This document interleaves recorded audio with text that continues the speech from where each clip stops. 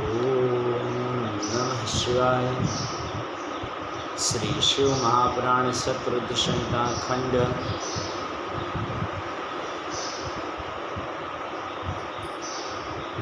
ओम नमः शिवाय। ओम नमः शिवाय। एकादश अध्याय सर्व अवतार। नंदीश्वर महाराज बोलते हैं कि अब देवताओं से पार्थिव परमेश्वर ने नरसिंह के शरण का विचार किया। पार्थिव परमेश्वर महादेव जी से सभी देवताओं ने ऐसा विचार किया। उन्होंने प्रलय कर भैरव रूप महाबली वीरभद्र को बुलाकर कहा कि हे भैरव जी, बिना समय ही देवताओं को नरसिंह के इस प्रकार का उत्पन्न हो गया है, भय उत्पन्न हो गया नरसिंह भगवान से।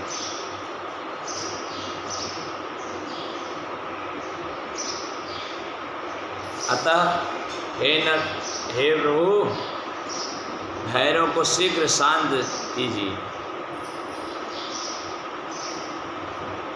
परंतु जब न माने तब मेरे परम भाव भैरव का रूप दिखा कर उन्हें शांत कराना, ऐसा भगवान बोले। जब इस प्रकार शिव जी की आज्ञा से गणाध्यक्ष शांत शरीर धारण कर शीघ्र वहां पर जा पहुंचे। नरसिंह जी जहाँ विराजमान थे, तब जैसे ही पिता पुत्र के बल से युक्त बोलता है, उसी प्रकार नरसिंह जी से समझाते हुए वीरभद्र बोले, हे माधव, आपने संसार के सुख और स्थिति के लिए अवतार लिया है। पहले मत्स्य रूप से अपनी पूंछ में नौका बांधकर प्रलय के समुद्र में मनु जी को घुमाया था। फिर वराह रूप लेकर पृथ्वी का उद्धार किए। अब नरसिंह रूप से हिरण्याकश्यप को मारा है। आप ही ने वामन रूप धारण करके बलि को बांधा है। और आप ही सब प्राणियों के उत्तम कर्ता तथा स्वामी और अविनाशी हैं। आप ही संसार के दुख हरण करता हैं और आपके समान कोई नहीं है। ओम। अब आपने इस भीषण नरसिंह रूप को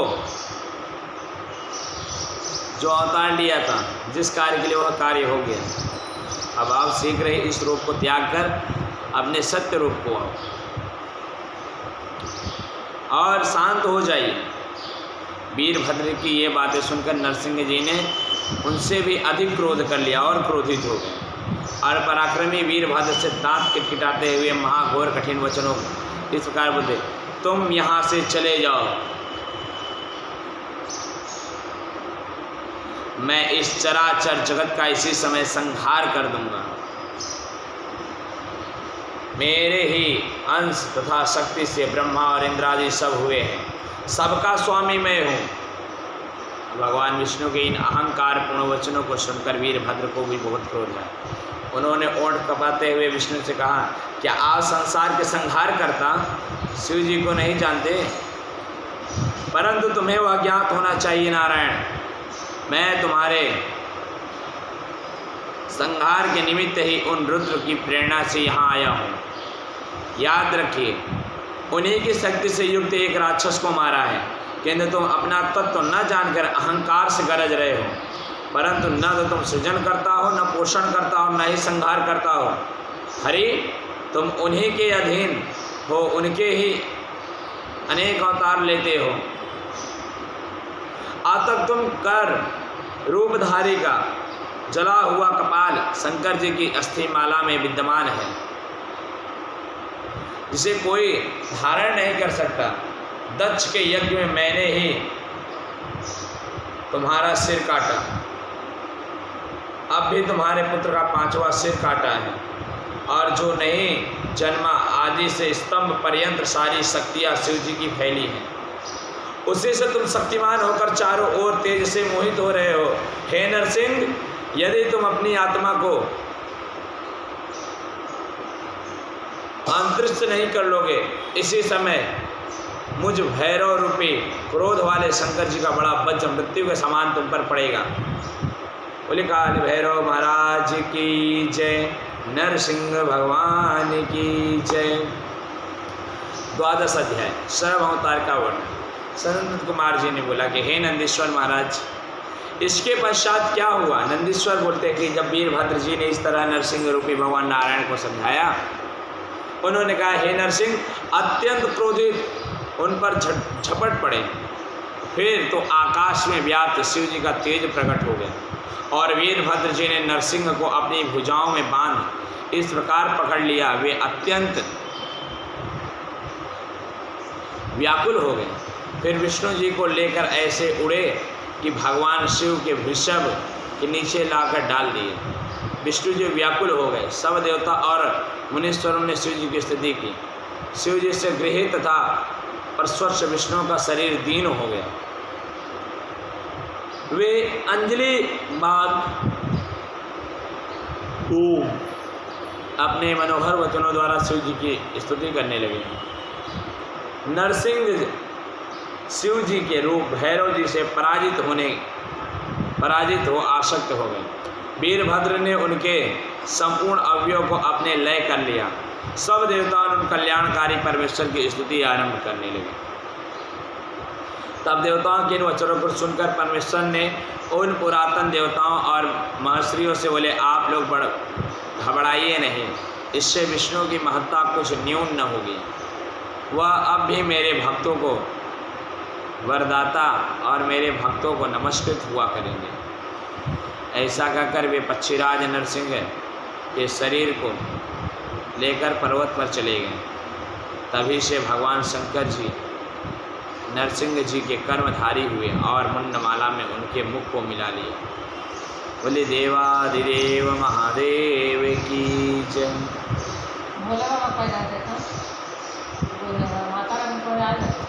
बोले वृषभ भगवान की जय। इस तरह नारायण का कोल शांत हुआ, अपने वैकुंठ धाम हो गए। सभी देवता भगवान को प्रणाम करते हुए बोलते हैं। 13वें अध्याय में विश्ववानर को वरदान कथा नंदी महाराज बता रहे हैं। कहते हैं कि हे ब्रह्मपुत्र, हे सनंद कुमार जी, और शशि शेखर के उस चरित्र को सुनिए जो इन्होंने विश्ववानर के घट अवतार लिया।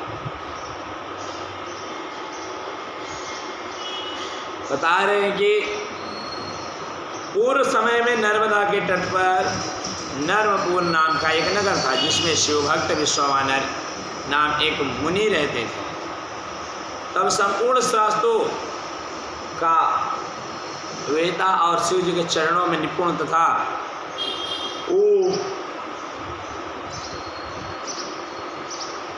लोकाचार में चतुर था। श्रुतिमती नामक ब्राह्मण की कन्या से उसका विवाह हुआ। उसकी पतिव्रता स्त्री ने उसकी बड़ी सेवा की तो उसने प्रसन्न होकर उसे वर देना चाहा। पत्नी ने कहा, यदि आप प्रसन्न हो तो मुझे महादेव के समान पुत्र दो। तब इसके ऐसे वचन को सुनकर वृति ब्राह्मण समाधि में स्थित हो गए। पर इससे विचार करने लगे कि स्त्री ने कितना दुर्लभ और मांग लिया है, परंतु जो कुछ हो भगवान शंभु की इच्छा बिना कुछ नहीं हो सकता।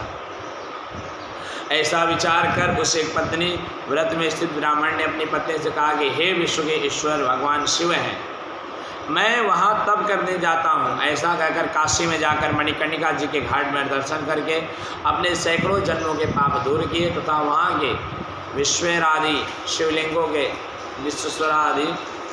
के दर्शन करके अब कुआं, बावड़ी और तालाबों में स्नान कर, तीर्थ स्नान कर पिंडदान किए। फिर सहस्त्रों प्रकार के भोजन आदि से वहाँ ब्राह्मणों एवं मुनियों को तृप्त कर अब मुनियों को तृप्त कर सब लिंगों की पूजा योग्य यथोचित उपचार पूजन किया और बार बार यह विचार किया कि लिंगों द्वारा पुत्र कामना निश्चित प्राप्त होगी। उसे ज्ञात हुआ कि अवश्य ही विशेष लिंग के लिए प्रशंसनीय है। उसने वर्षों उस लिंग की पूजा आरंभ की, अपनी स्त्री के मनोरथ सिद्ध करना चाहा। इस प्रकार उस धीर कृतार्थ ग्रहण ने वीरशेष लिंग यथाविधि पूजन किया 1 वर्ष तक और निराहार रहकर और केवल जल पीकर अद्भुत तप किया। तब 13वें महीने में जब एक दिन प्रातः काल त्रिपंता नदी के जल में स्नान कर लिंग पूजन करने गया तो उसी समय उस तपोवन लिंग के मध्य भाग में स्थित हुए 8 वर्ष के एक सुंदर बालक को देखा, जो बड़ा सुंदर पीली जटा और मुकुट लगाए नग्न तथा हंसता हुआ उसकी शरीर की ओर देखकर तब उस बालक को प्राप्त कर मुनि हर्षित हो गए, हंसने लगे, प्रसन्न हो गए। उन्होंने रोमांचित हो हृदय में बारंबार प्रणाम किया, 8 पद्मों से युक्त उस परमानंद शंभु की स्तुति की, उन्होंने संतुष्ट किया। तब इस प्रकार जब ब्राह्मण ने अपने हाथ बाएं पृथ्वी पर गिरकर उन्हें दंडवत प्रणाम किया, उस बालक ने अत्यंत प्रसन्न होकर विश्वानर से कहा, हे ब्राह्मण, मैं तुम्हें से प्रसन्न हूँ, वर मांगो, क्या चाहिए आपको। इस प्रकार विश्वानर ने कहा, हे प्रभु, आपसे कुछ भी अज्ञात नहीं है, आप सब जानते हो लीलाधर। हे प्रभु, मुझे मांगने से ऐसा दीन वचन क्या कहते हो। हे महेश, आपकी जैसी इच्छा हो वैसा वर दीजिए, मुझे कुछ नहीं मांगना है। तब विश्वानर के ऐसे वचन को सुनकर बालक रूपी भाग उस पतिव्रत देवता ने कहा, हे विश्वानर, तुमने जो सूची इसमें से पुत्र होने का विचार किया वह शीघ्र ही पूरा होगा। मैं स्वयं तुम्हारी स्त्री से पुत्र के रूप में प्रकट होगा और यहाँ मेरा नाम गृहपति होगा। बोलो गृहपति भगवान की जय। अभिलाष्टम स्त्रोत को शिव जी के समीप जाके पाठ करेगा, उसे 1 वर्ष में दायक होंगे।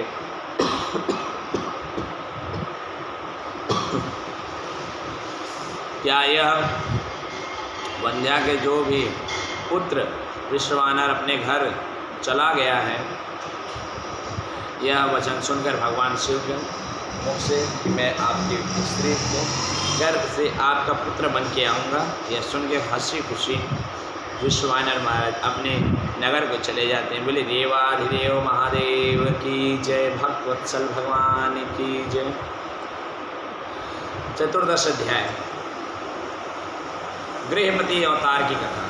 अब नंदीश्वर ने महाराज बोलते कि हे ब्राह्मण ने घर में 14वां अध्याय, ब्राह्मण ने घर में जाकर अपनी स्त्री को सारा कथा सुनाया। समय पर उसकी स्त्री गर्भवती हो गई। शुभ लग्न में सुंदर योग होने पर चंद्रमा के समान मुख वाला पुत्र उस ब्राह्मण की स्त्री सुचिस्मति से सुतिका गृह से उत्पन्न हुआ। देवताओं ने कुदुम्भी बजाई। मरीच, अत्रि, पुलस्त, कुत, अंगिरा, वशिष्ठ, कश्यप, अगस्त, गाण, मंदन, देमश, लोमण, भारद्वाज, गौतम, भृगु, मालव, गर्ग, जातकर्ण, हर्षा, शरभ, अश्वतात्, यज्ञवलक, यज्ञ, वाल्मीकि, शतातप्त, लिखित, शिलाद, शंख, जमदग्नि, सन्मत, संत, भरत, अंशुमान, व्यास, कृता, यन, कुशद, सौनक, ऋषिद, दुर्वासा, शुचि, नारद, तुम्रभृतं गतवामदेव, देवतलहारित, विश्वामित्रभार्गव पुत्रो सहित पर्वतता दुर्गम सौम्य उपनयनम वत्सम आदि मनु और बहुत से मुनि कन्याएं उस पुत्र की शांति के लिए विश्वानर के आश्रम में आए। वह स्थापित सहित ब्रह्मा तथा विष्णु और नंदी और भृंगी गणों से श्री पार्वती सहित शिव जी, महेंद्र आदि देवताओं तथा पल्लवासी नाग अनेक प्रकार के रत्नादि लिए नदियों सहित समुद्र और अनेक स्थावर पर्वत आदि जगमंगल रूप धारण किए उस महोत्सव में आए। ब्रह्मा जी बालक का जात कर्म संस्कार किया और श्रुतियों को विचार कर उनके अनुरूप उनका गृहपति नाम रखा। उनकी रक्षा का उपाय किया, बहुत से आशीर्वाद दिए। फिर शिवा आदि देवता अपने अपने वाहन पर चढ़कर अपने धाम को चले गए। सब ने शुचिमती के भाग्य की प्रशंसा की और कहा कि शिव भक्त धन्य हैं, जिनके अर्चन से आज स्वयं शिव एवं रुद्र ही उनके घर साक्षात प्रकट हुए हैं। पश्चात पिता ने उस बालक के समय समय पर होने वाले सभी यथोचित संस्कार किए। 5वें वर्ष में यज्ञोपवीत किया, फिर उपाकर्म करा के 1 ही वर्ष में शांग पांग कर्म में सब वेदों को पढ़ा दिया। और जब बालक 9 वर्ष का हुआ तो माता पिता की सेवा में रत उस बालक को देखने के लिए नारद जी वहाँ आए, परंतु आए और उनके भाग्य वैभव को कहा कि इसके सब भाग्य तो अच्छे हैं, परंतु 12वें वर्ष में इसको बिजली और अग्नि से भय है। ऐसा कहकर नारद जी चले गए। इति श्री शिव महापुराण सत्यरुद्र संहिता खंड पूर्णपद। कुलदेवाधिदेव महादेव की जय। भक्त वत्सल भगवान की जय। ओम नमः शिवाय। गृहपति की वर्णन की कथा।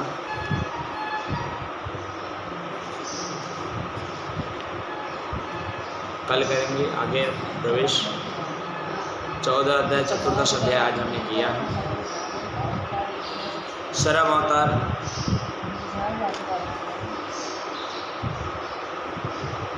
श्री शिव महापुराण सतरुद्र संहिता खंड 11 अध्याय आज 14 अध्याय तक हमने किया है। कल पुनः आगे चलेंगे इस कथा में। सभी को पुरुषोत्तम मास श्रावण मास की बहुत बहुत शुभकामनाएं। जय जय श्री हरि, जय जय श्री राम। ओम नमः शिवाय।